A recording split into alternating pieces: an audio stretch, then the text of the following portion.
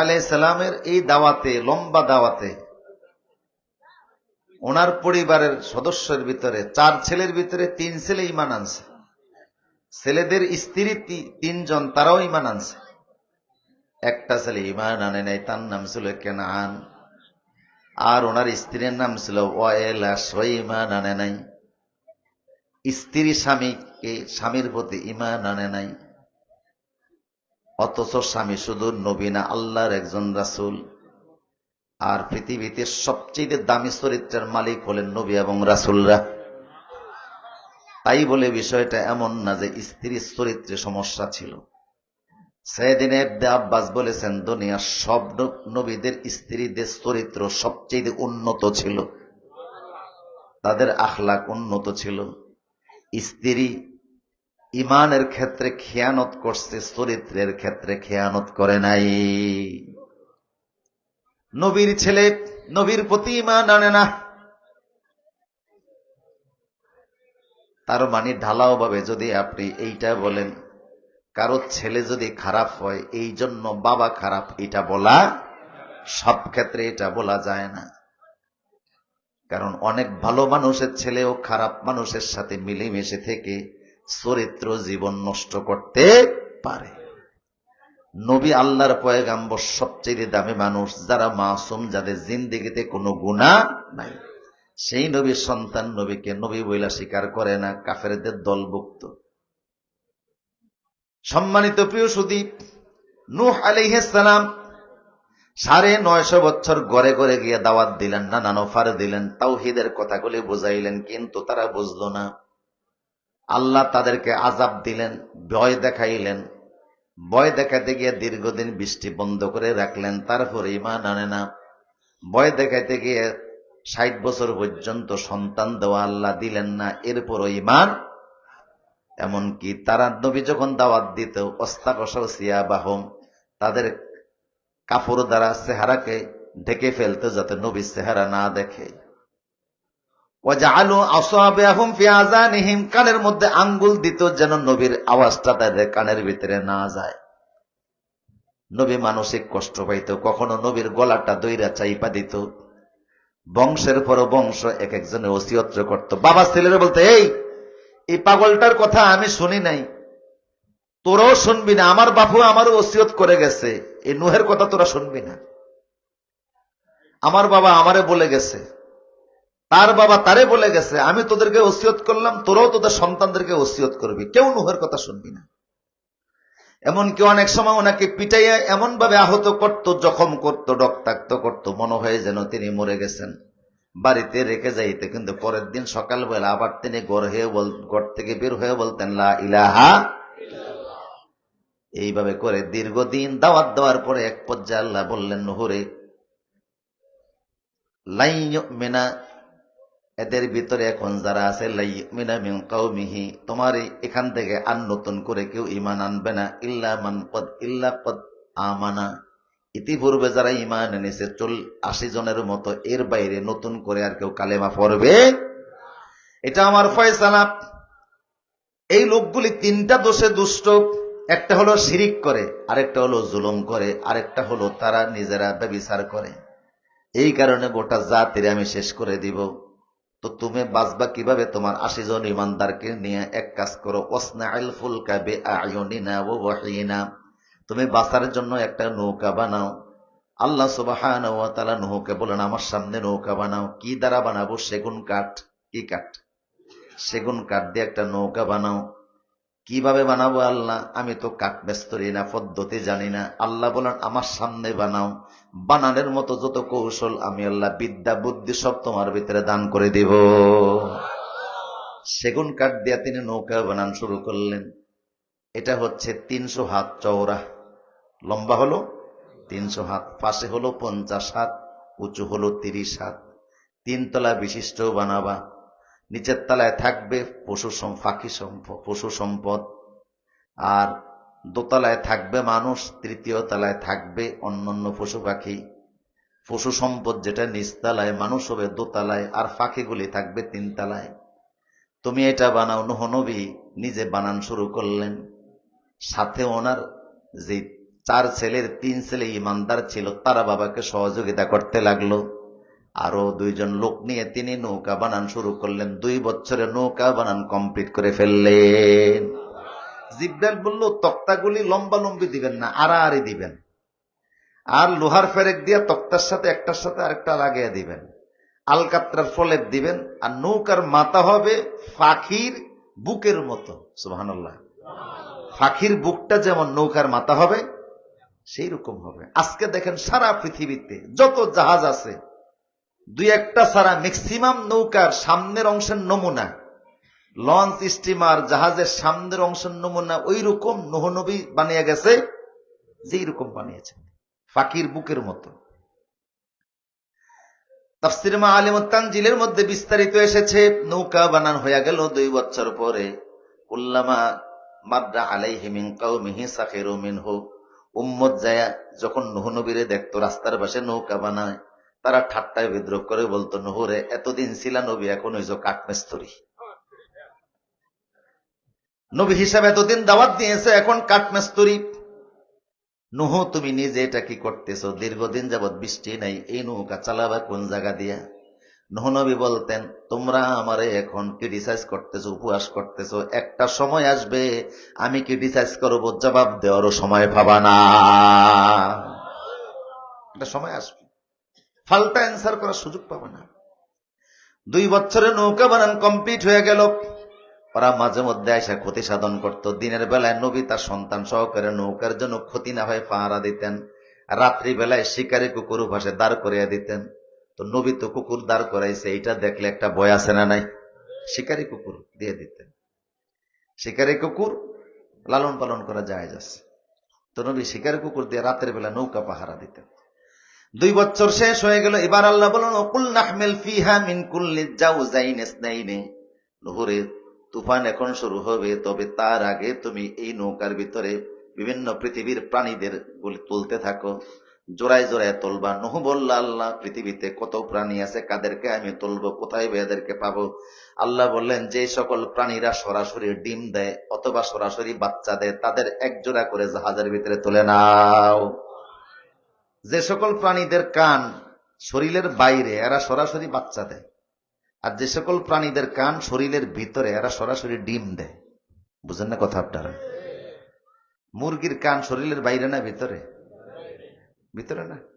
মানুষের কান, এই জন্য মানুষের বাচ্চা হয়, মুরগির ডিম হয়। যে সকল প্রাণীরা পানিতে চলাচল করতে পারে, পানিতে থাইকা বাঁচতে পারে, এই জাতীয় প্রাণী এখানে তোলার দরকার নাই। যারা বাঁচতে পারে না তাদেরকে 1 জোড়া করে তুলে নাও। পয়গম্বর বলে, আল্লাহ, এত প্রাণী আমি কিভাবে এখানে হাজির করব? আল্লাহ বললেন, নূহ রে, আমি এই মুহূর্তে সবাইকে হাজির করে দিচ্ছি। যে সকল প্রাণীরা জাহাজে উঠবে তাদেরকে আল্লাহ নৌকার সামনে হাজির করে দিলেন। সুবহানাল্লাহ পড়েন। এখন নবী বলে, আল্লাহ বলছেন জোড়ায় জোড়ায় তুলতে, মানে পুরুষ একটা, স্ত্রী আর একটা, এখন কে মহিলা কে পুরুষ আমি চিনবো বা কিভাবে? আল্লাহ বলেন, তুমি প্রাণীর নাম ধরে ডাইন হাত দিলে তোমার ডান হাতের সামনে পুরুষ প্রাণীটি এসে দাঁড়াবে, আর বাম হাত আগিয়ে দিলে স্ত্রী প্রাণীটি এসে দাঁড়িয়ে যাবে। তখন 2 হাত সামনে দিতেন আর নাম ধরে ডাক দিতেন, পুরুষ প্রাণী ডান হাতে, স্ত্রী প্রাণীটা বাম হাতে। জোড়ায় জোড়ায় তিনি তুলতেছেন। সর্বপ্রথম তিনি যেই প্রাণীটাকে জাহাজের ভিতরে তুললেন, এটা হলো তোতা পাখি। কিনা? তোতা পাখিরে তিনি জাহাজে প্রথম তুলেছেন। তাফসীরে মাআলিমুত তানজিলের মধ্যে এসেছে। আর সর্বশেষ জাহাজে উঠছে গাদা। গাদা চিনেননি আপনারা? গাদা যখন উঠতেছে তখন শয়তান গিয়া গাদার লেজে ধরছে। তো গাদা উঠতে পারে না, টাইনা ধরছে কে?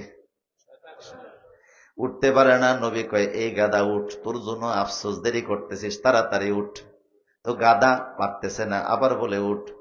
কয়েকবার পরে কয়, তোরে কি শয়তানে ধরছে না, উঠোস না কেন? তুই উঠ, শয়তান সহকারে উঠ। বলার সঙ্গে সঙ্গে শয়তান সহকারে জাহাজে উঠে গেছে। কারণ ওরে তো আল্লাহ কিয়ামত পর্যন্ত হায়াত দিছে, ওরে পানির চোবাইয়া লাভ কি? আমার প্রিয় সুধী, গাদা উঠে গেল তোতা পাখি সহকারে, আগের পরে সব প্রাণীরা 1 জোড়া উঠে গেল। আল্লাহ বলেন, হাত্তা ইদা যা আমরুনা ফারাত্তান নূর, নূরে, তুফান শুরু হবে। নমুনা হলো, যখন দেখবা চুলার ভিতর থেকে পানি বের হওয়া শুরু করবে, তখন মনে করবা উপরের পানি নিচের পানি আসা শুরু হয়ে যাবে। একটা চুলা ছিল হযরত হাওয়া আলাইহিস সালাম, এটা লোহা দ্বারা তৈরি, পাথরের তৈরি চুলা। এই চুলা দিয়ে হযরত হাওয়া আলাইহিস সালাম রুটি পাক করে খাইতেন। এইটা নূহ নবীর কাছে কোন এক কারণে ছিল। ওইটার ভিতর থেকে যখন পানি উঠতে শুরু করলো, বুঝলেন যে এখন সারা দুনিয়াতে পানি উঠা শুরু হবে। শুরু হলো তাই। আল্লাহু আকবার বলেন। বৃষ্টি শুরু হয়ে গেল। 40 দিন পর্যন্ত একাধারে বৃষ্টি চলছে। কতদিন? নন স্টপ বৃষ্টি চলছে 40 দিন একাধারে। আর জমিনের নিচ থেকেও পানি ওঠা শুরু হয়ে গেছে। এখন জাহাজ ভাসতেছে। জাহাজ সর্বপ্রথম কাবার চারপাশে এসে কাবারে 7টা চক্কর দিয়েছে। এখন খিজর আলাইহিস সালাম এসে বলে, নূহ, এই যে দেখেন জাবালে আবু কুবাইস পাহাড়, কাবা শরীফের পাশেই, যেখানে সৌদি বাদশার বাড়িটা, যেখানে যে পাহাড় ঘেঁষা রয়্যাল প্লেস, এখানে হচ্ছে জাবাল আবু কুবাইস। এটা পৃথিবীর প্রথম পাহাড়। এই পাহাড়ের ভিতরে আদম নবীর লাশ আছে। আদম নবী ওনার সন্তানদেরকে ওসিয়ত করে গেছে, পৃথিবীতে একটা বন্যা হবে, আমি মরণের 2242 বছর পরে তোমরা যখন ওই বন্যার সময় কাবা তাওয়াফ করে জাহাজ দিয়ে চলে যাবা, তো সাথে করে আমারে নিয়ে যাইও। এই জন্য নূহ নবীর লাশ আমি খিজর আলাইহিস সালাম নিয়ে আসছি, এইটাকে জাহাজে তুলে নেন। তো লাশটা জাহাজে তুলে নিলেন, দোতলার ভিতরে মানুষের মাঝখানে। আদম আলাইহিস সালাম লম্বা ছিলেন 120 হাত। আরেকটু আসতে কোন সুবহানাল্লাহ। তো আমার সময় যা বলার বলেন, হুজুরের সময় এগুলি বললে দমক খাইবেন আপনারা। আর সামনে নির্বাচন আসতেছে, গলায় তো আরো পরিষ্কার করার দরকার না? কয় যে আবার প্রিয় সুধী, আগে যা খাইছেন খাইছেন, 53 বছরই তো খাইছেন, এখন আর খাওয়া খাইদারে যায়েন না। এখন ইনসাফ করবেন, সঠিক চিন্তা করবেন, ভালো চিন্তা করবেন। মুসলমান এখন 2-4 পয়সায় বিক্রি হবে, এত নিকৃষ্ট মুসলমান হয়ে যায় নাই। কথা বুঝতেছেন কিনা? আগের মানুষ মূর্খ ছিল, লেখাপড়া ছিল না।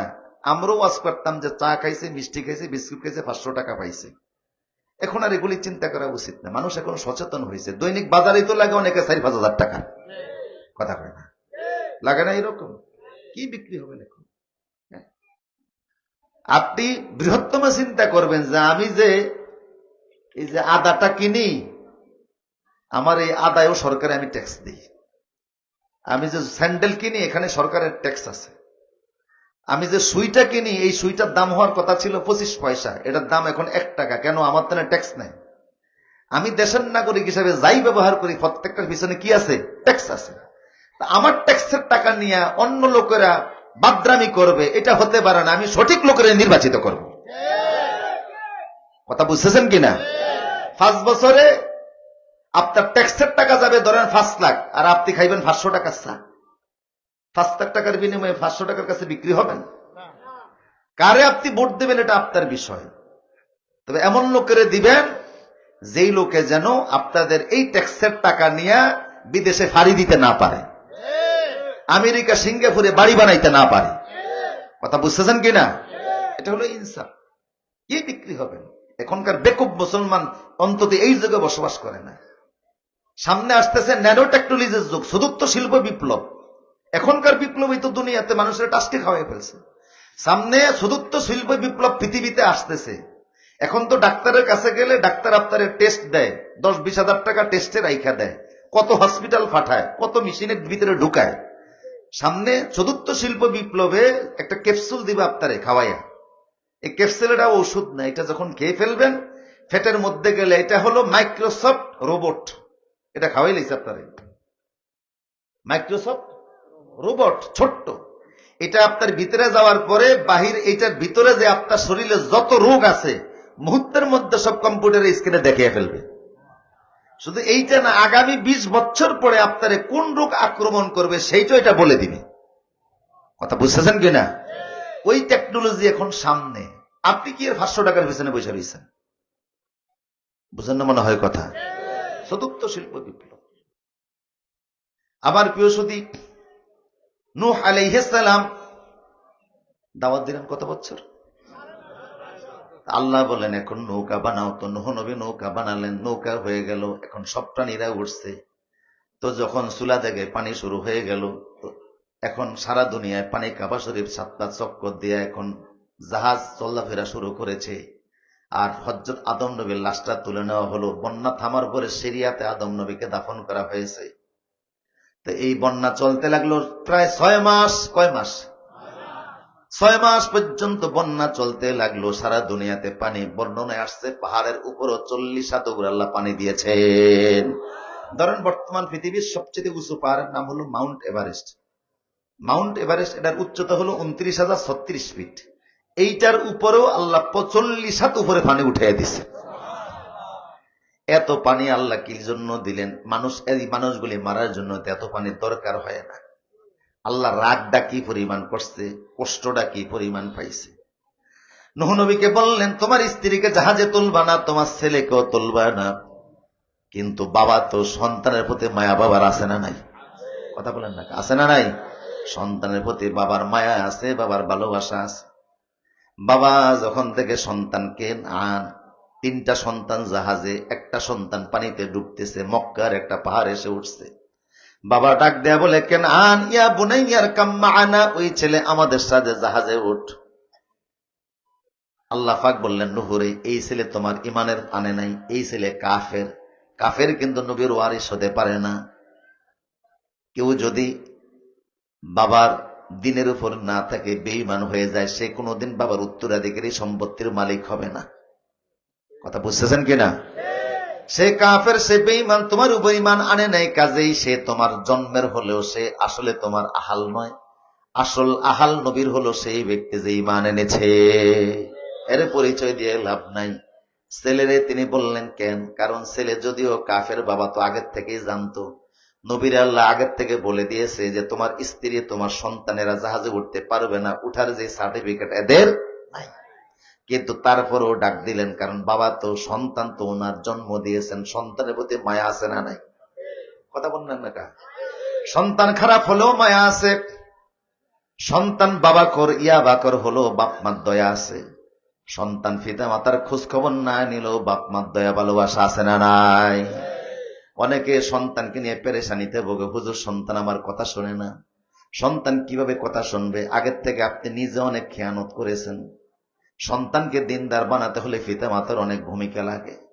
আমি প্রায় সময় বলি, বাইজিদ বুস্তামি রহমাতুল্লাহ আলাই যখন ওনার মা পার্শ্ববর্তী মাদ্রাসায় নিয়ে ছেলেরে ভর্তি করায়,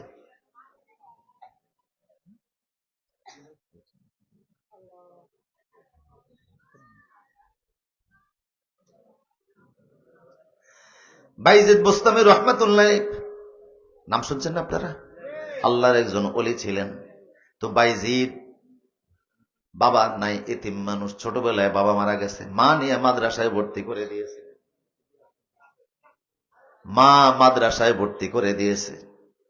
উস্তাদরে বলছে, উস্তাদ আমার ছেলেটাকে বাইজিদকে আপনার মাদ্রাসায় দিয়ে গেলাম ভর্তি করাইয়া, এই ছেলে আলেম না হওয়া পর্যন্ত তারে বাড়ি যাইতে দিবেন না। কি হওয়ার পরে যাইতে দিবেন?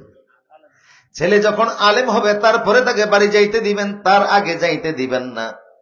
উস্তাদ বলল, ঠিক আছে।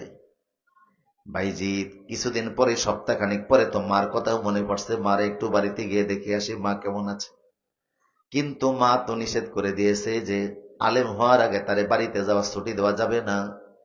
তো ওস্তাদ ছাত্রের উপরে এমন একটা শর্ত আরোপ করে দিয়েছে, বাইজিৎ তুমি 30 পারা কোরআনের যদি 20 পারা আমারে মুখস্থ শোনাইতে পারো, আগামী 20 দিনের ভিতরে আমি তোমারে বাড়ি যাওয়া ছুটি দেব। মানে ওস্তাদ চিন্তা করছে এমন একটা কন্ডিশন চাপিয়ে দেয়, পূরণ করতে পারবে না, বাড়ি যাওয়াও। কিন্তু বাইজিদের ব্রেন এত ভালো ছিল, 20 দিনেই নয় 15 দিনেই 20 পারা কোরআনের হাফেজ হয়ে গেছে।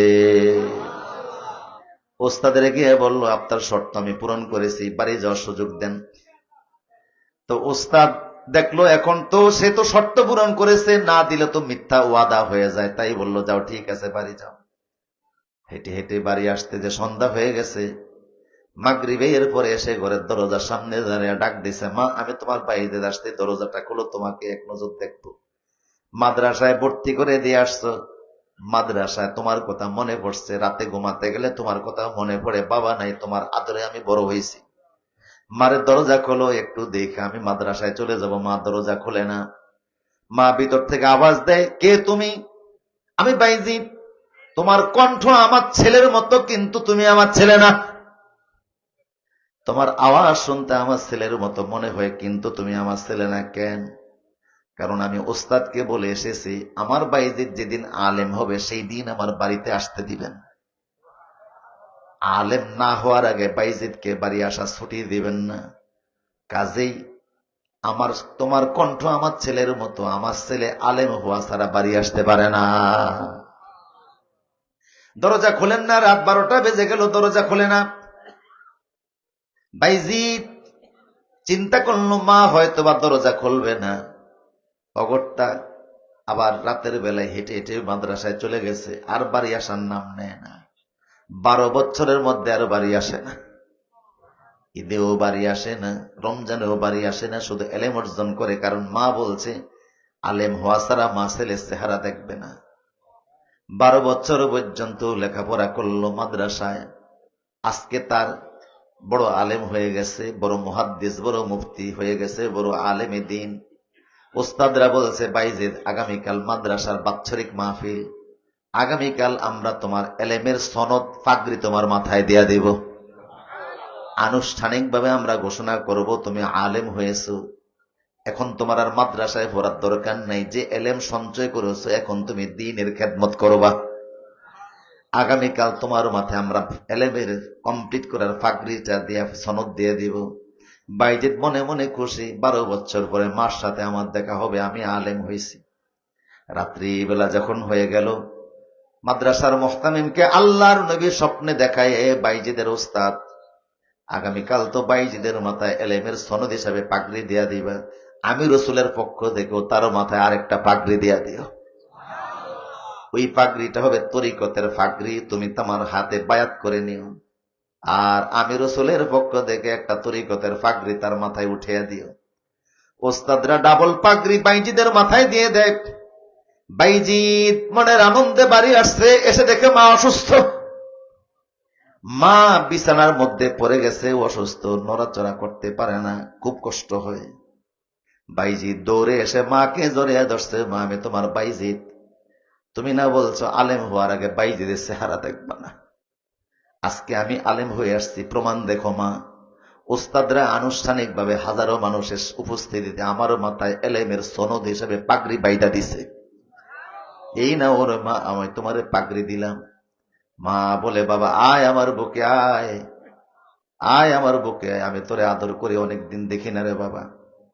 মা আদর করে কপালে চুমো খাইলেন, বললেন বাইজিদ 1 লোটা পানি দে আমারে, 1 বদ্দা পানি দে, আমি নামাজের উযু বানাবো। বাইজিদ 1 লোটা পানি দিলে মা নামাজের উযু বানায়। নামাজের উযু বানায় বাইজিদের মা বলল বাবা আমি 2 রাকাত নামাজ পড়ব। মা নামাজের সিজদার মধ্যে গিয়ে আল্লাহরে ডাক দিছে, আল্লাহ আমি তোমার বাইজিদের মা, আমার স্বামী সন্তানকে আমার কাছে আমানত রেখে গিয়েছিল, ছোট্টবেলায় বাচ্চাটাকে এতিম করে তার বাবা মারা গেছে, আমারে ওসিয়ত করছে আমি যেন ছেলেটাকে আলেম বানাই। আমি আমার স্বামীর ওসিয়ত পূর্ণ করেছি, এখন আমার বাইজিদ আলেম হয়ে গেছে, এলেমের সনদের পাগড়ি মাথায় করে নিয়ে বাড়ি আসছে। কিন্তু আমি মা অসুস্থ, এখন ছেলে যদি আমার সেবা খেদমত করে তো সে তো এলেমের খেদমত করতে পারবে না,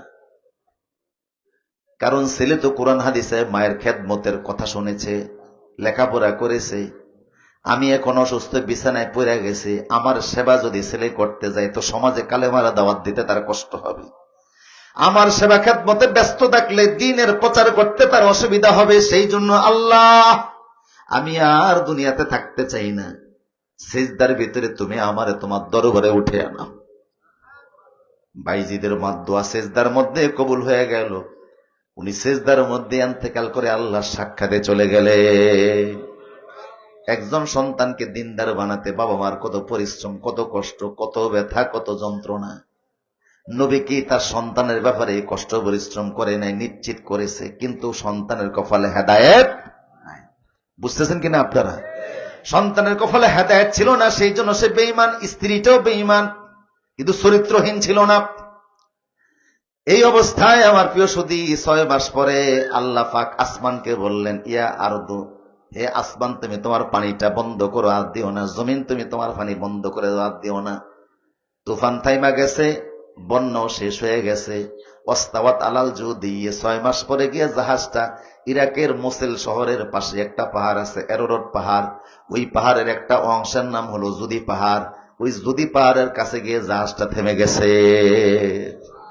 কয় মাস পরে?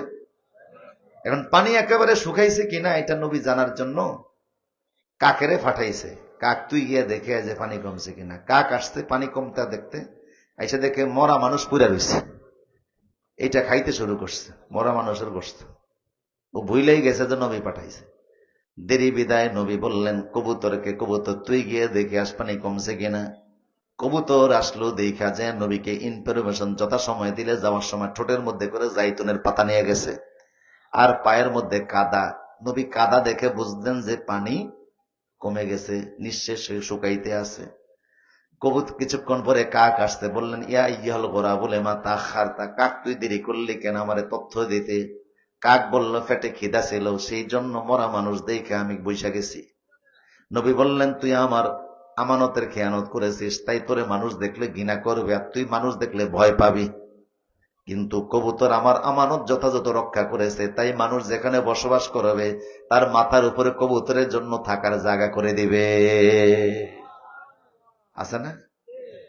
আমার প্রিয় সুদীপ, ৮০ জন মানুষ জাহাজ থেকে নামছে। ওই ইরাকের ভিতরে ৮০টা ঘর বানাইছে। কয়টা? ৮০টা ঘর বানাইছে, মানুষও ৮০ জন, বাড়িও। এই জন্য এই জায়গাটাকে বলা হয় যে সামান আশারা সামানুন, এই জায়গাটাকে সুক সামানুন বলা হয়, ৮০ জনের বাজার। ওই এলাকাটা ইরাকের বিখ্যাত ৮০ জনের বাজার নামে, এই ৮০ জন মাত্র। এখন নূহ নবী নিজের ঘরে, আর বাকি ৮০ জন ৮০ ঘরে। পয়গম্বর খুব চিৎকার করে কাঁদতেছিলেন। এই কারণে আল্লাহ ওনার মূল নাম আব্দুল গাফফার না বলে নূহ বলে ডাক দিয়েছে। ইয়া নূহ, কাঁদতেছো কেন? তো উনি বললেন যে আল্লাহ, ৯৫০ বছর দাওয়াত দিয়েছি, উম্মত কালেমা কবুল করে নাই, এতে আমি কষ্ট পাইছি। ওরা আমার গলা চাইবা ধরতো, জখম করতো, পিটাইতো, মারতো, আহত করতো, তারপরও দাওয়াত দিছি। কিন্তু এখন তো পৃথিবীতে দাওয়াত দেওয়ার মতো কেউ নাই, কোনো অমুসলিম নাই, যারা আছে ৮০ জন পরিবার সব মুসলমান, আমি দাওয়াত দিব কার কাছে? এই ব্যথায় আমি কাঁদতেছি। ২৬০ বছর কাঁদছেন। আল্লাহু আকবার বলেন। কত বছর? এই কান্নাকাটির কারণে আল্লাহ ওনার মূল নাম বাদ দিয়া, নূহ মানে অধিক কান্নাকাটি করা, এই জন্য এই নামে আল্লাহ ডাকছে। এবং কোরআনে এই নামে আল্লাহ সূরাও দিয়েছেন। নবী শুধু ২৬০ বছর এই জন্য কেঁদেছে যে আমি এখন কাকে দাওয়াত দিব। দাওয়াত দেওয়া নবীদের উপর ফরজ, আর দাওয়াতের আয়োজন করা উম্মতের জন্য ফরজ। কথা বুঝতেছেন কিনা? এই জন্য আমি ফরজিয়াত আদায় করতে পারতেছি না, কারণ পৃথিবীতে কোনো কাফের নাই, কোনো অমুসলিম নাই, সব মুসলমান। দুইটা সময় ছিল পৃথিবীতে, সব মুসলমান। একটা আদম নবীর আমলে, একটা নূহ নবীর এই আমলটায়, সব মুসলমান, কোনো বেঈমান নাই। সুতরাং আজকের পৃথিবীর যত জাতি আছে, হিন্দু, বৌদ্ধ, খ্রিস্টান, সব নূহ নবীর ওই ৮০ জনের পরিবারের সন্তান। কথা বুঝতেছেন কিনা? পরবর্তীতে এক একটা পরিবার এক এক দিকে গেছে, হিন্দু, বৌদ্ধ, খ্রিস্টান হয়েছে, বিভিন্ন জাতিতে বিভক্ত হয়েছে, কিন্তু মূলে সবাই কি ছিল? মুসলমান ছিল। আমার প্রিয় সুধী, এই জন্য কোরআনের দাওয়াতের আয়োজন করা, কোরআন চর্চা করা, এটা উম্মতের জন্য ফরজ। এখানে একটা মাদ্রাসা আছে, দারুল আরকাম। এই মাদ্রাসাটাই রসুলের প্রথম প্রতিষ্ঠিত মাদ্রাসা। আমি মাওলানা রফিকুল ইসলাম খান সাহেবের মুখে একটু শুনেছি যে এই মাদ্রাসার অনেক আলেমরা এখান থেকে বের হয়েছে, অনেক হাস্তিরা বের হয়েছে, অনেকে কবরও চলে গেছে। এই মাদ্রাসাটা টিকিয়ে রাখার দরকার আছে তো ইনশাল্লাহ। দুই পদ্ধতিতে টিকিয়ে রাখবেন। একটা হচ্ছে সন্তানদেরকে দ্বীনি মাদ্রাসায় পড়াবেন। বর্তমান সরকারের যারা চালাইতেছে এবং বিগত বিপ্লবের সময় যারা নেতৃত্ব দিছে, এদের অধিকাংশ ছিল মাদ্রাসার ছাত্র। আলহামদুলিল্লাহ পড়ে। ঢাকা বিশ্ববিদ্যালয়ের বর্তমানে যারা নেতৃত্ব দিচ্ছে বিপি সহকারে, অনেকেই মাদ্রাসার ছাত্র। আলহামদুলিল্লাহ অনেক আছে। এই দেশে আলিয়া মাদ্রাসা, কবি মাদ্রাসা, নুরানি মাদ্রাসা, হেফজু মাদ্রাসাগুলি চালু আছে। আপনাদের রক্তে ঘামে পয়সায় প্রতিষ্ঠানগুলি চালু। প্রতিষ্ঠানের একটা বড় বরকত হচ্ছে, রসুল বলছে ইন্নাল্লাহা লা ইউআযযিবু ফিল জামিআন ফিল আরদ। আল্লাহ যদি কোরআন তেলাওয়াত পৃথিবীতে না থাকতো, একযোগে দুনিয়ার সব মানুষের নূহ নবীর আমলের মতো শাস্তি দিয়ে আল্লাহ শেষ করে দিতেন। শুধু আল্লাহ শাস্তি দেন না, যেহেতু কোরআনের দাওয়াত, কোরআনের আওয়াজ, কোরআনের তেলাওয়াতটা চালু আছে জমিনে, এক মুহূর্তের মধ্যে পৃথিবীতে তেলাওয়াত বন্ধ হোক, আল্লাহ শেষ করে দিবেন, সব কিচ্ছু রাখবেন না। তেলাওয়াত আছে বিদায় জমিনটা এখনো ঠিক আছে। তো কিছু লোকের কারণে তো সবাই আমরা বাইসা গেছি। কথা বলেন ঠিক কিনা? এই জন্য এই প্রতিষ্ঠানের প্রতি দরদ থাকার দরকার। বাচ্চাদেরকে প্রতিষ্ঠানে দিবেন। দ্বিতীয় হচ্ছে আর্থিক সহযোগিতা করবেন। যে যা পারেন, ১,০০০, ২,০০০, ৫,০০০ উপস্থিত আছেনি কেউ যে হুজুর আমি 5,000 টাকা দেব, 2,000 টাকা দেব, 3,000 টাকা দেব, 1,000 টাকা দেব? 2-4 জন একটু বলেন দেখি 2 মিনিটের ভিতরে যে প্রতিষ্ঠানের জন্য আমি কিছু সহযোগিতা করি।